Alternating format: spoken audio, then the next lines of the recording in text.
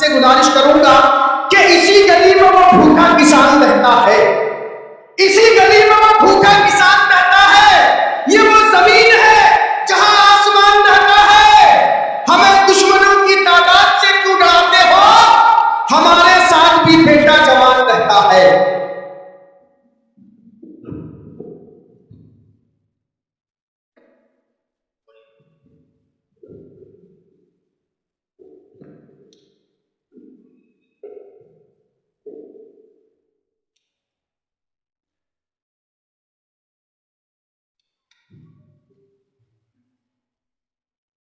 نحمده ونصلي على رسوله الأمين أعوذ بالله من الشيطان الرجيم بسم الله الرحمن الرحيم رب اشرح لي صدري ويسر لي أمري واحلل عقدة من لساني يفقهوا قولي صدق اللہ مولانا العظیم۔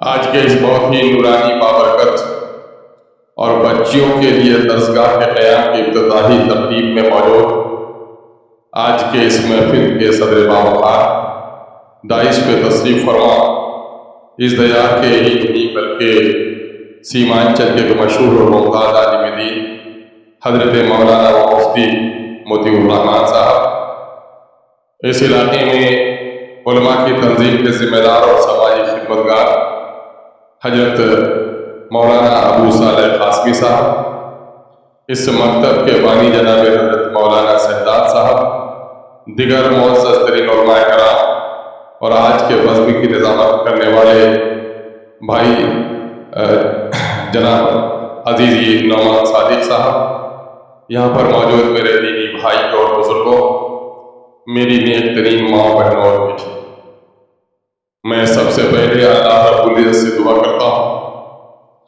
کہ حضرت مولانا سجاد صاحب نے جو اس علاقے کے غریب اور نادار بچوں کی تعلیم کا بیڑا اٹھایا اور یہ تعلیمی ادارہ بچیوں کے نسبت سے قائم کرنے کی نیت کی اور کوشش کی ہے، اللہ تبارک و تعالیٰ ان کی کوششوں کو قبول فرمائے اور یہ ادارہ یہاں پر قائم ہو اور ہماری بیٹیوں کے دین و ایمان کی پاسبانی اور اس کی رہنمائی کا سبب بنے۔ حضرت مولانا و مفتی جناب مطیع الرحمان صاحب کی پرمغز گفتگو آپ نے سنی۔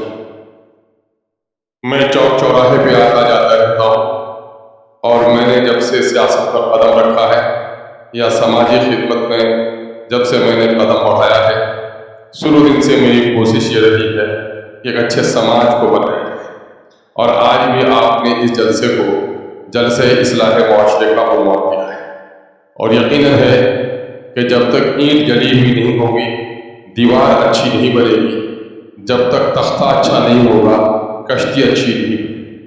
دراصل اس ادارے کا قیام بچیوں کی تعلیم، ایک اچھے سماج کی تعمیر و تشکیل کے لیے بنیادی کڑی ہے۔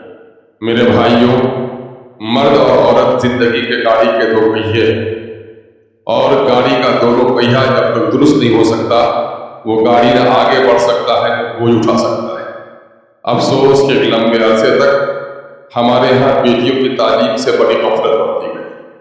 نبی مکرم صلی اللہ علیہ وسلم کو اللہ تبارک تعالیٰ نے انسانوں کا نبی بنا کر بھیجا، مردوں کا نہیں سنا۔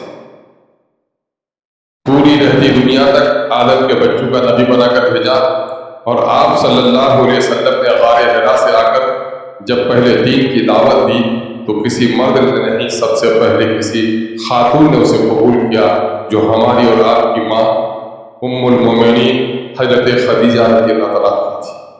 زندگی کے میدان میں کامیابی کے لیے عورتوں کا رول بڑا اہم ہے۔ آپ دیکھیں گے کہ نبی مکرم صلی اللہ علیہ وسلم کے احادیث کی روشنی میں آپ صلی اللہ علیہ وسلم نے کہا مسلمانوں کا اخلاق اچھا ہونا چاہیے اور ان کے گھر کے لوگوں کے ساتھ ان کا اچھا سلوک ہونا چاہیے۔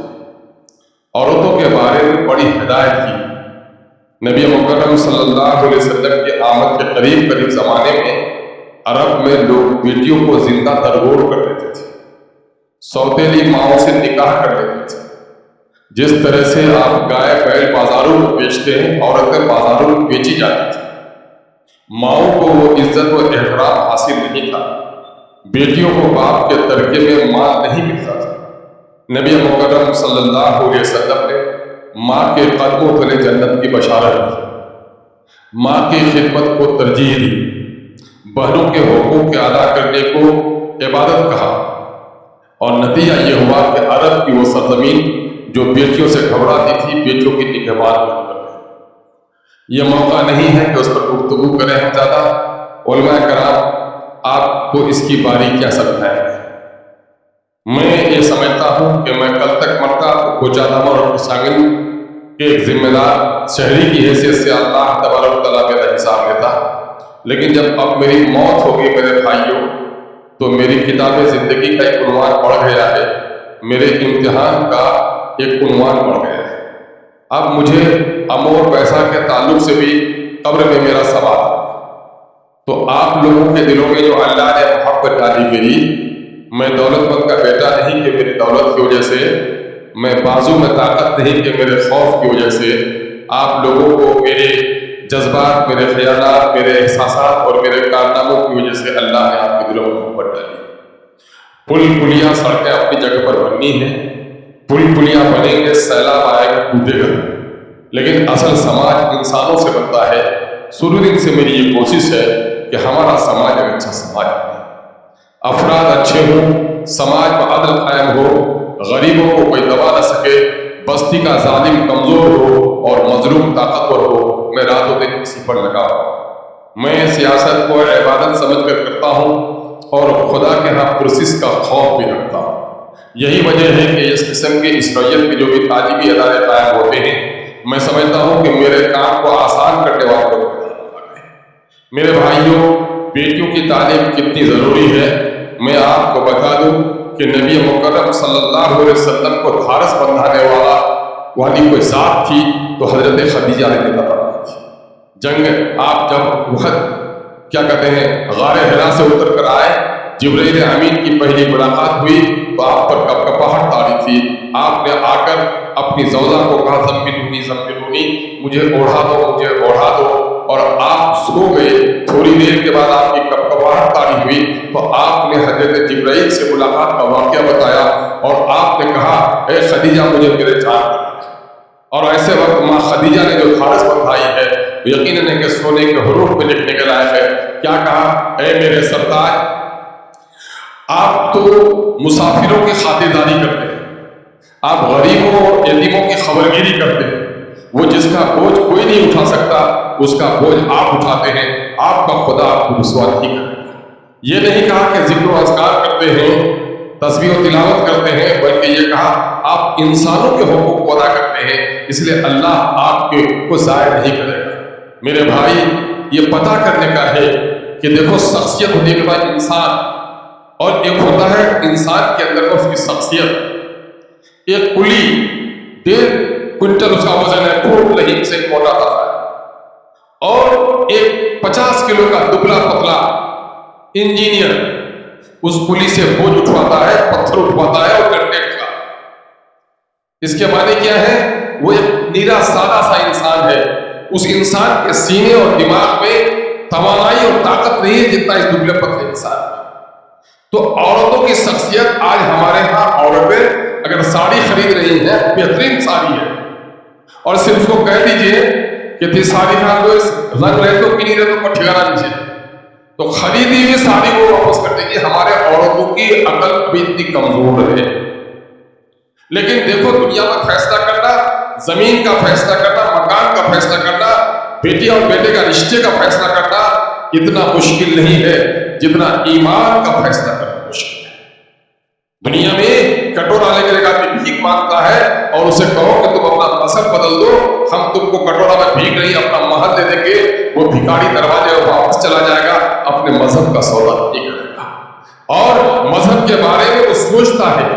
لیکن عرب کی عورتیں ایسی تھی اس زمانے میں، ہماری ماں حضرت خدیجہ رضی اللہ عنہا جنہوں نے اپنے ایمان کا فیصلہ کیا۔ یہ گاؤں میں پانچوں کی چھوٹی سی دکان نہیں چلاتی تھی، بلکہ حضرت خدیجہ رضی اللہ عنہا نبی مکرم صلی اللہ علیہ وسلم سے نکاح سے قبل 2 شوہروں سے بیوہ ہو چکی تھی، اور آپ کا کاروبار انٹرنیشنل تھا۔ اس کے معنی میں کہ اس زمانے میں عورتوں کی شخصیت کتنی اونچی تھی۔ کیا ہماری مائیں آج جا کر पूर्णिया में, किशनगंज में कोई अच्छा खरीदारी, कोई अच्छे डॉक्टर के यहाँ इलाज करा सकती हैं? नहीं, ये जाती हैं तो 100 में 99 ठगी जाती है। और हमारी कुछ बेटियां पढ़ी भी हैं तो शायद इस पढ़ने से नहीं पढ़ना अच्छा था, जब तक पढ़ी नहीं थी उसके सर के बाल ढके हुए थे। अब जो कॉलेज में स्कूल में पढ़ ली है तो उसकी जुल्फें लहरा रही है, एक आवारा औरत हो गई। मेरे भाइयों, अभी आने वाले 50 सालों में इस इलाके में आपको कारोबार करने का मौका नहीं मिलेगा। ये 2-4-5 दिन कारोबार कर रहे हैं। आप ये बताइए कि हर घर से परदेश में बेटा है कि नहीं है? आज से 40 साल पहले बड़ा सब आदमी गरीब को चिढ़ाता था, अरे चकरियार कमाई छे 4 दिन का फिर दबिल वो भैया। अल्लाह का शुक्र है कि नौजवान चकरियाओं ने इस इलाके की तकदीर बदल दी है। आज अगर माओ और बहनों के अच्छे कपड़े हुए हैं, बेटियों के कानों में जेवर हुए हैं, शादी में मेहंदी लग रही है, बाप का नया कपड़ा आ रहा है, माँ के लिए नए कपड़े आ रहे हैं, पक्का का मकान बन रहा है, तो ये सरकार की कोई मेहनत नहीं है, हमारे फसलों की कोई कीमत नहीं है, ये हमारे नौजवानों की कुर्बानी है जिन्होंने बाप, माँ, बीवी, बच्चों को छोड़कर शहरों में जाकर पत्थर तोड़कर हमारे समाज को बनाया। और आने वाले 50 सालों में भी अभी हमारे नौजवानों को कारोबार का मौका यहाँ नहीं मिलने जा रहा है। गौर करने का मकाम है कि शौहर प्रदेश में है, औरतों के जिम्मे बाल बच्चों की परवरिश है। आज से 40 साल 30 साल कबल शौहर के औरत का काम था चावल उबालना, धान उसलना, धान कूट लेना, कुछ दगला सी लेना, मिट्टी का घर बना लेना, कुछ तांबा टुकड़ी बना लेना।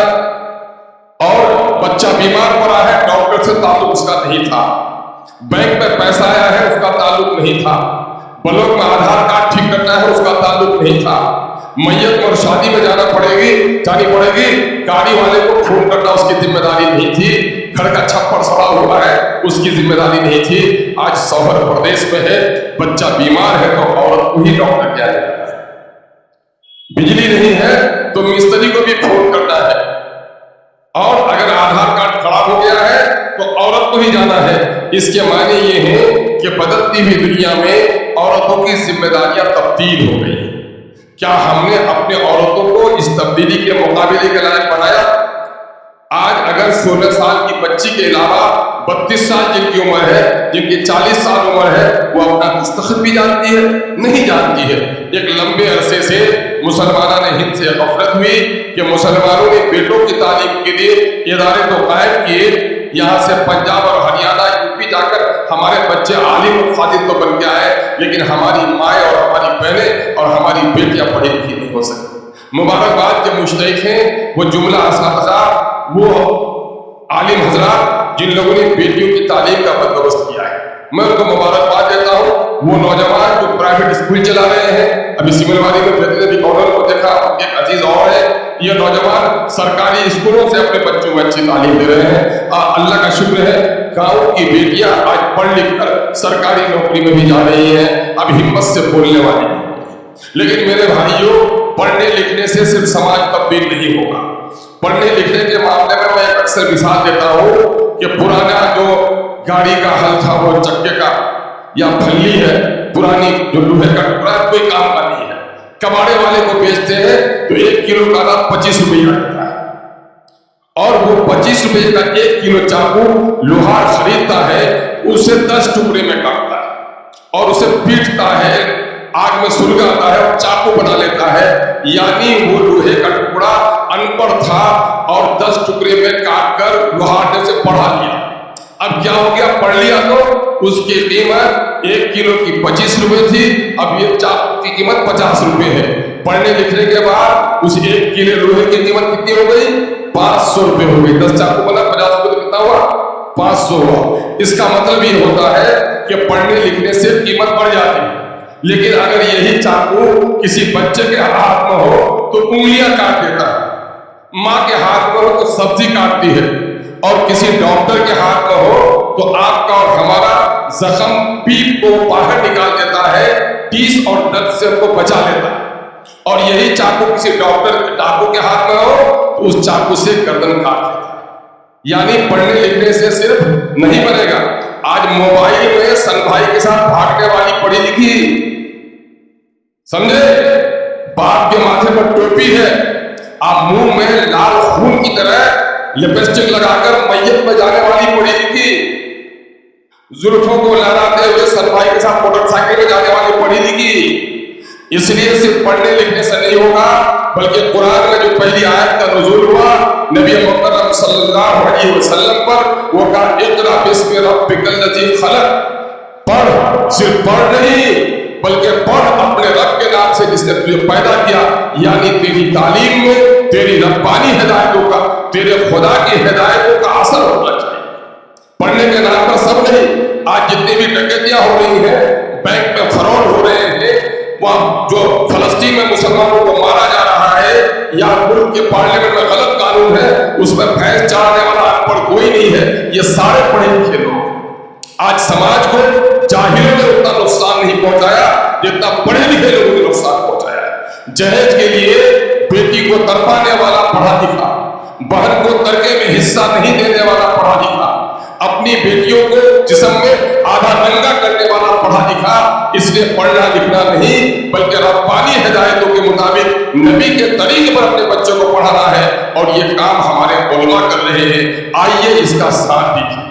मेरी बहनों और बेटियों, ये इस्लाह मुआशरे का जलसा है। अभी हजरत मौलाना फिरौन के, नमरूद के, हामान के किस्से आपको सुना रहे थे। अल्लाह के रसूल की पेशीन गोई है, नसीहत है और वसीयत भी है। क्या कहा अल्लाह के रसूल ने? हदीस का मफहूम है, जब कोई कौम राह से हट जाती है तो अल्लाह तबारक व तआला उस पर जालिम हुक्मरान मुसल्लत कर देता। और कुरान कहता है वअंतुम अअलौना इन कुंतुम मुमिनीन, ऐ मुसलमानों, दुनिया में तुम इज्जत से रहोगे, तुमको गलबा मिलेगा, तुमको इख्तियारात मिलेंगे, शर्त यह है कि तुम मुस्लिम रहो। दोनों बात कह दी गई है। अगर आप सच्चे इस्लाम पर चलेंगे तो अल्लाह आपको इज्जत देगा, अल्लाह हमें इज्जत देगा। अगर इस्लाम का नाम लेकर हमने इस्लाम को पामाल किया, एक तरफ हम नमाज भी पढ़ते हैं, सर पर टोपी भी है, और बेटी के सर पर दुपट्टा भी नहीं है, हम नमाज भी पढ़ते हैं, बंधन का लोन भी लेते हैं और नमाज भी पढ़ते हैं, बारात बजा के हराम का खाना भी खाते हैं, तो ऐसे नमाजियों से इख्तिलाफ पैदा नहीं होगा, ऐसे मुसलमानों को इज्जत मिलने वाली नहीं। माफ कीजिए, हसद मेरी बस्ती में, कीना मेरी बस्ती में, जमीन की बेईमानी मेरी बस्ती में, सड़क पर घर उठाने वाले बड़े लोग, बेटियों को तड़के से मारूफ करने वाले बड़े लोग, 10 की जगह पर 100, 300, 400 बारात जाने वाले ये बड़े लोग और ये हराम खोर लोग। मेरे भाई, हमारी हराम खोरी तो ऐसी हो गई है कि मैयत को मिट्टी भी देने आए तो मजदूर तो बाजार में 1 दिन 2 दिन बाद भी मजदूरी लेता है, लेकिन जनाजे की नमाज पढ़ने वाला, मिट्टी देने वाला कहता है कि तो बाबा मिट्टी दिया, बगैर गोश्त भात खा लो, थोड़ा सा जाती है। हमारे उलमा कहते हैं कि जनाजे की नमाज पढ़े तो 1 क़िरात सवाब और मिट्टी दिए तो 1 क़िरात सवाब, लेकिन जो मजदूर मिट्टी देकर भात खा के चला गया, उसको मिलने वाला है क्या? उसको कुछ नहीं मिलना चाहिए, बाकी अल्लाह का हुक्म नहीं। मेरे भाइयों, आज यही वजह है कि आज हमारी मस्जिदें पूरी जा रही है। यही हिंदुस्तान था जहां गैर मुस्लिम भी कहता था बेदास सामान लेने जा रहे हो, मुल्ला जी की दुकान पर जाना, मुल्ला जी के तराजू में पासन नहीं होता, लेकिन आज मुल्ला का चेहरा बनाकर सबसे ज्यादा पासन हमारे तराजू में। झूठ बोलने वाले हम, भगा देने वाले हम। तो बताइए, ढेल के खेत में कभी हवाई जहाज उतरते देंगे? ठीक है, गोबर पर मधुमक्खी, जो शहद की मक्खी है, गोबर पर बैठती है क्या? तो जब शहद की मक्खी गोबर पर नहीं बैठ सकती तो बिगड़े हुए इंसानों पर खुदा की रहमतों का नुज़ूल भी नहीं हो सकता। गुलाब बन जाओ तो फिर शहद की मक्खी बैठेगी, पिच बना लो तो हवाई जहाज उतरेगा, नेक बन जाओ तो अल्लाह के रहमतों का नुज़ूल होगा। आइए हम और आप ये तय कर लें कि इस मुल्क में हमें रहना है, हमारी दोहरी जिम्मेदारी है। एक तो ये है कि अल्लाह की किताब कुरान मजीद हमको मिली है, नबी की सुन्नतें मेरे दरमियान में हैं।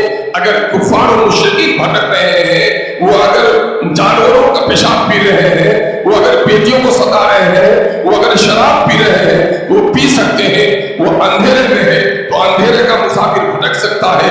अफसोस तो इस पर है जिसके पास रोशनी थी वो भटक गया है। हमारे पास अल्लाह की किताब है और बेटियों पर जुल्म हो रहा है, हमारे पास नबी की सुन्नत है और अपने भाई को हम तड़पा रहे हैं, اللہ کی کتاب یہ کہتی ہے جس نے سودی کاروبار کیا اس نے خدا اور رسول کا جنگ کا اعلان کیا. اور آج ہمارے یہاں 70% 80% لوگ بندل لون میں اپنی بیوی کو غیر مسلموں کے ساتھ غیر محرموں کے ساتھ بیٹھنے کی اجازت دیتے ہیں. میرے بھائیوں آئیے صرف آپ لحاظ توڑ کے رہیے گا اور اس پر جو بندہ کا پانی جو اوپر سے چھت کا پانی ٹپک کے گرتا ہے اگر اس میں لحاظ لے کے سو جائیے اور بارش ہوئی اور چھت کا پانی آپ کے کمبل پر گرے گا تو آپ کو جاڑا لگے گا کہ گرمی لگے گی. کمبل بھی اوڑھ رہیے گا اور جاڑے سے کاٹیے گا بھی. تو نماز بھی پڑھیے گا, بارات میں جا کے حرام کا کھانا بھی کھائیے گا, بہن کو ترکہ میں حصہ نہیں دے کر بہن کا مال بھی حضر کیجیے گا. صوفی صاحب ہے بیٹے کے لیے جہیز لینے کے لیے بھی کہیے گا کہ ملک میں مانگنی سے دنیا کے بندے بادشاہ سب کے تمہیں خیال رکھنا چاہیے. یہ جو شیطان سب ہے یہی سب سماج کو بگاڑ رہا ہے. آؤ طے کرو, زندگی 4 دن کی ہے. ابھی بہت سارے فتنوں میں فتنہ یہ آیا ہے کہ کہیں میت ہوئی اور بے لگام کی گھوڑی نکل گئی. معاف کی جگہ میری بہنوں معاف کرنا, تم پر موت کو قوام بنایا گیا ہے. یہ عورت 3 شخص کو جہنم میں لے جائے گی. اگر باپ کے رہتے ہوئے بگڑی ہے تو باپ کو, بھائی کے رہتے ہوئے بگڑی ہے تو بھائی کو, اور شوہر کے رہتے ہوئے وہ آوارہ ہوئی تو اپنے شوہر کو. اس لیے ہماری اور آپ کی ذمہ داری ہے ایک مویشی گائے مر جائے تو پتھان میں دوسرے گائے میں اداسی ہے. ایک مرغی بھی کاٹو تو دوسری مرغی ٹکٹکی بات کر اس کی موت کو دیکھتی ہے. لیکن ہمارے کیا ہو گیا ہے, میت ہو گئی تو ٹوپی دے کے چلے, دوپہر کا کھانے کا انتظام ہو گیا اور گاؤں کی ساری عورتیں گئی تھوڑی دیر کے لیے ہینا کھا لی, اس کے بعد پوری بستی گلابی ہو گئی. اس کا گھر کیسا, اس کا باورچی خانہ کیسا, یہ کمر پتھر لگی ہے, کار بہو کمر, کار ساس کمر, لگتا ہے کہ گاؤں میں میت نہیں ہوئی عید ہو گئی. یہ جو میت کی محفل کو اسلام میں ماتم نہیں ہے لیکن غم تو ہے. میرے بھائی ایک صحابی رسول نے اپنے بیٹے کو نصیحت کی کہ بیٹا قبر میں سلا دینا, تو قبر میں سلا دینے کے بعد اتنی دیر ٹھہرنا بیٹا کہ اونٹ کا گوشت تیار ہو جائے, یعنی قبر میں دیر تک ٹھہرنا میرے قبرستان پر. لیکن آج کیا ہو گیا ہے, 3 مٹھی مٹی لے کر بیٹا سب سے پہلے بیٹوں کو کھانا کھلانے کے لیے پڑے جائے.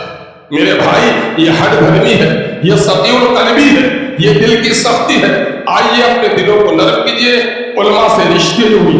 آج جو مودی کا عذاب ہم پر آیا ہے, مودی عذاب الہی بن کر آیا ہے.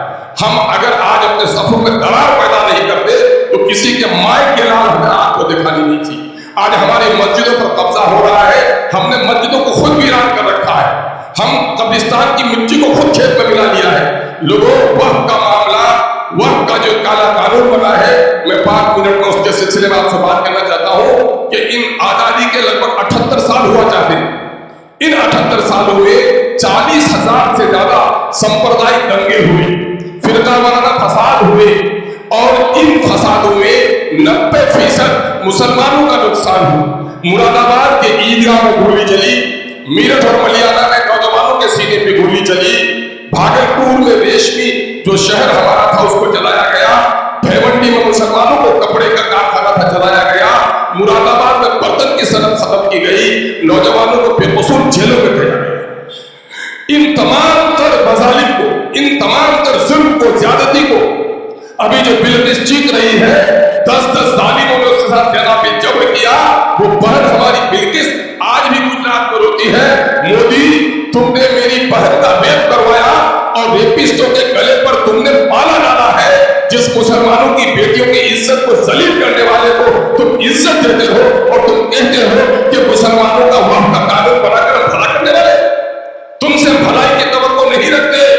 یہ وقت کی جائیداد, یہ قبرستان, یہ مسجد, یہ مقبرے, یہ عیدگاہ ہے, یہ کسی کے باپ کی جاگیر نہیں ہے, یہ ہمارے اور آپ کے باپ دادا کی ہوئی زمین اللہ کے نام سے.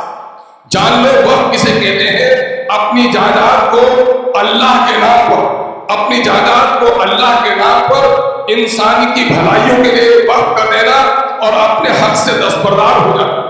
اپنی زمین کو اللہ کے نام پر مسجدوں میں دینا اور اپنے حق سے برطرف ہو جانا. نبی مکرم صلی اللہ علیہ وسلم جب مدینہ گئے تو آپ کی اونٹنی قصوہ جہاں بیٹھی وہ زمین 2 یتیم بچوں کی تھی. آپ صلی اللہ علیہ وسلم نے उन दोनों यतीम बच्चों की जमीन की कीमत तय करवाई। हजरत सैयदना अबू बकर सिद्दीक ने उसकी कीमत अदा की और मस्जिद नबवी बनी। ये तारीख इस्लाम का गोया शुरू के दिनों का वक्त की एक दलील है। आज हमारे यहाँ वक्त को सकते हैं, वक्त दस्तावेजी है जिसको रजिस्ट्री करके दिया और लिख करके दिया। कुछ आज से 300 साल 400 साल 700 साल की पुरानी जो हमारी मस्जिद है उसका कोई हमारे पास दस्तावेज नहीं है। उसको कहते हैं वक्त बजरिए इस्तेमाल, वक्त बाय यूजर। और आज मोदी कह रहा है कि तुमको वक्त के कागजात दिखाने पड़ेंगे। क्या मोदी दिल्ली में जितने भी मंदिर बने हुए हैं उनका कागज दिखा सकते हो? जितने गुरुद्वारा बने हैं उनका कागज दिखा सकते हो?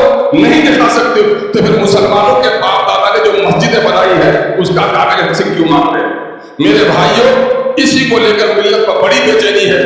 आपके खिलाफ तलाक का कानून बना, आपके खिलाफ एनआरसी बना, लेकिन तलाक का मामला अगर अदालत नहीं जाइएगा, हजरत मौलाना के पास आइएगा, मौलाना आपको समझा देंगे, मुफ्ती साहब समझा देंगे, तलाक खला का मामला पूरा हो जाएगा।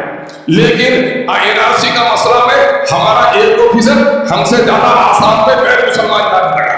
लेकिन ये जो होगा, ये क्या होगा? ये आपकी इज्तिमाइयत को खत्म करना चाह रहा है। और क्या करना चाह रहा है कि आपकी मस्जिदों को ताले लगे कैसे? अगर मस्जिदों के सिलसिले में ये कागज कोई झगड़ालू लगा देगा, कब्रिस्तान के सिलसिले में कागज लगा देगा और वह पीपल का गाछ होगा या कोई सिंदूर लगा देगा और एक दरखास्त दे देगा कि ये जमीन मेरे बाप दादा के नाम से थी, हम लोग बहुत दिनों से पूजा करते हैं, तो नतीजा है कि कोर्ट में चला जाएगा। और जब कोर्ट में चला जाएगा तो कोर्ट से रोक लग जाएगी कि जब तक फैसला नहीं होगा उस कब्रिस्तान में कोई मैयत को दफना नहीं सकता। एक तरफ यहाँ के कुछ गैर मुस्लिमों को यकीन दिला दिया गया है कि मुसलमानों के वक्फ की जमीन तुमको दिला देंगे। नतीजा ये होगा कि मस्जिद मस्जिद झगड़ा होगा, कब्रिस्तानों में मुसलमानों को दफनाना मुश्किल होगा। इसलिए इस कानून के खिलाफ जहाँ अदालत में लड़ाई लड़ रही जाती है, सड़कों पर भी आपको लड़ाई लड़नी पड़ेगी। बाबरी मस्जिद जो हमारी ड्यूटी है, तो बाबरी मस्जिद की जगह पर मस्जिद बनाने का हमको फैसला नहीं दिया गया, खुदाई किया गया, किसी मंदिर का सबूत नहीं मिला है, कोई गवाही नहीं मिली है, कोई कागज नहीं मिला है। अदालत ने आस्था की बुनियाद पर फैसला किया है। ऐ मुसलमानों, हम भी सड़क पर आएंगे तो अदालत को सोचना पड़ेगा कि इस मुल्क का 25 करोड़ मुसलमान ही नहीं, पार्लियामेंट में 24 मुसलमान ही नहीं, उनके साथ साथ 228 हिंदू ने भी साथ दिया है। तो इस मुल्क के कानून को, बने हुए कानून को तब्दील करने की उम्मीद हम रखते हैं। यकीन जानो, मछली पानी के बगैर जिंदा नहीं रह सकती। हम इस मुल्क के सरहद की भी हिफाजत करने के लिए गर्दन कटाएंगे, इस मुल्क के आईन को भी कोई तबाह करेगा तो हम गर्दन कटाएंगे, लेकिन अगर मेरी शरीयत को कोई छेड़छाड़ करेगा हम गर्दन कटा देंगे। लेकिन रसूलुल्लाह की सुन्नतों पर और अल्लाह की शरीयत पर कोई आँच आने नहीं देंगे। ये काम करेंगे आप, उसूलों पर आँच आए तो टकराना जरूरी है, अगर जिंदा हो तो फिर जिंदा होने का सबूत देना जरूरी है। अभी मौलाना ने परसों के जलसे के परसों के मशवरे के लिए आपको बुलाया। मैं खुशखबरी देकर रुखसत हो जाऊंगा कि किशनगंज जिला चूंकि मुसलमानों के सबसे कसीर आबादी का इलाका, हजरत मौलाना मोहम्मद वली रहमानी साहब नवरल्लाह बरकतहू ने एक मरतबा तकरीर में कहा, ऐ सीमांचल के मुसलमानों, तुम्हारी तादाद जितनी यहाँ है तो मिल्लत के मसाइल का ज्वार भाटा तो यहाँ से उठना चाहिए था और पूरे मुल्क में फैलना चाहिए था। लेकिन ऐ बदनसीब मुसलमानों, जो लहर दूर से भी चल के आती है थम जाती है। अभी अल्लाह का शुक्र है कि किशनगंज में हम लोगों ने मिलजुल कर तय किया है, ये मसला देवबंदी का नहीं है, सिर्फ ये मसला सिर्फ बरेली का नहीं है, ये सैयद का नहीं है, ये अंसारी का नहीं है, ये हनफी का नहीं है, ये साफी का नहीं है, बल्कि कलमा ला इलाहा इल्लल्लाह मोहम्मद रसूलुल्लाह पढ़ने वाली पूरी उम्मत का है। इसलिए अगर शिकारी ने तुम पर जाल फेंका है चिड़ियों के झुंड पर, हर परिंदा चाहेगा कि हम अकेले निकल जाए, कोशिश करेगा तो जाल में और उलझ जाएगा, और सब परिंदा एक साथ उड़ जाए तो शिकारी का जाल भी हो सकता है। इसलिए अलग अलग लड़ाई मत लड़ो, सब लोग मुत्तहिद होकर लड़ाई लड़ो। सिवाय एनडीए के लोगों के, हम लोगों ने वहां पर समांतर जमीयतुल उलमा, मुस्लिम पर्सनल बोर्ड, इमारत शरिया, इदारे शरिया, बरेलवी, देवबंदी, अहले हदीस, शिया, सारे आलिम मुत्तहिद हो गए हैं और एनडीए के इस काले बिल के हिमायत में वोट देने वाले सियासी पार्टियों के अलावा सारे लोग एक साथ जमा हो गए हैं। और 20 तारीख को किशनगंज में एक तारीख साथ जलसा होने जा रहा है, उसमें जाना हम दावत दे रहा है, खादिम हो गया आपका, इसलिए वहां पर آپ کو جانا ضروری ہے تاکہ آپ کے اتحاد کا ثبوت ہو سکے۔ ہم امید کرتے ہیں کہ ہمارے نوجوان غیرت مند ہیں۔ میں پانی پانی کر گئی مجھ کو قلندر کی یہ بات، جب جھکا تو غیر کے آگے نے تن تیرا بن۔ نہ کربل میں نہ مقتل میں نہ شاہ کے آگے مومن جھکتا ہے فقط اللہ کے آگے۔ اے مودی، ہم تمہارے سامنے میں جھکنے والے نہیں ہیں، ہم اپنی گردن کٹا سکتے ہیں لیکن اپنی شریعت کا سودا ہونے نہیں دیں گے۔ اس ملک میں ہندو اور مسلمانوں کو فساد ہونے نہیں دیں گے۔ اس ملک کے آئین کو بدلنے کی کسی کو حماقت کرنے نہیں دیں گے۔ اس کے لیے آخری حد تک لڑیں گے۔ ہم اگر جیت گئے تو غازی ہیں اور کٹ گئے تو شہید ہیں۔ ہم مومن ہیں، ہم مر جائیں گے بھی تو اللہ کے اجر ہمارا ضائع ہونے والا نہیں ہے۔ اللہ تبارک و تعالیٰ سے دعا ہے اس ادارے کو قائم کیجیے، بچوں کو تعلیم دیجیے۔ شوہر پردیس میں رہے گا، یہ بچیاں اہل ایمان ہوگی تو ایک نیک بیٹی ہوگی، ایک نیک بیوی بنے گی، ایک نیک غمگسار بہن بنے گی اور اپنے بچوں کو صرف دودھ نہیں پلائیں گی بلکہ کلمے کی بھٹی بھی اس کے ہاتھ میں ڈالیں گی۔ ایسی نیک بیٹیوں کی ضرورت ہے۔ اے لوگوں جو لوگ پردیس میں ہو، اپنی بیٹیوں کو اچھی تعلیم دو۔ اگر بیٹیوں کو اچھی تعلیم دیا تو ہماری نسلوں کو یہ بچا سکتی ہے۔ اگر بیٹیوں کو اچھی تعلیم نہیں دیا تو بیٹیوں کو بگڑنے سے کوئی نہیں بلکہ بچوں کو بگڑنے سے کوئی نہیں بچا سکتا۔ اللہ تبارک و تعالیٰ ہمیں مسجد کی بھی تعمیر، ہمیں مدرسوں کی بھی تعمیر کی صلاحیت دے، لیکن انسانیت کی تعمیر کے بغیر مسجد اور مدرسے کی تعمیر کا کام ادھورا ہے۔ وما توفیقی الا باللہ العلی العظیم۔ صدق اللہ مولانا۔